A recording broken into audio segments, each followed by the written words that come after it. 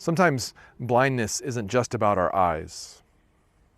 Oftentimes it's more about not being able to see the way forward. Psalm 142 describes that feeling well. The psalmist cries out to the Lord from a place of darkness. Look to the right and see, there's none who take notice of me. No refuge remains to me. See, it's the experience of being surrounded by uncertainty, not knowing where to turn, not knowing who sees you. And that kind of blindness is not rare. It happens when suffering enters our lives, when grief clouds our vision, when the future becomes unclear. But into that darkness, God speaks a promise. In Isaiah 42, the Lord says, I will lead the blind in a way that they do not know.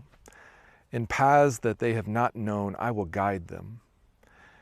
I will turn the darkness before them into light. God does not abandon the blind. He leads them. And in the Gospel of John, we see that promise come to life. Jesus meets a man who has been blind since birth, and the disciples want to know why this has happened. They want an explanation. But Jesus gives something much better than an explanation. He gives the man new eyes. And suddenly, the man who had lived his whole life in darkness begins to see. But this story reveals something surprising. The man who was blind begins to see clearly who Jesus is. But those who were certain that they understood everything, those religious leaders, they remain blind. Because true sight isn't just about our eyes.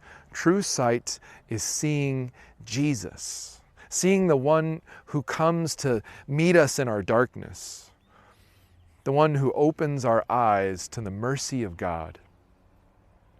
And when that happens, life changes.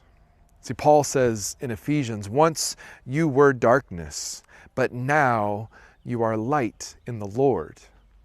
So walk as children of light. Jesus opens our eyes so that we may see him. And so that in a world that often feels dark, we are free to walk in his light.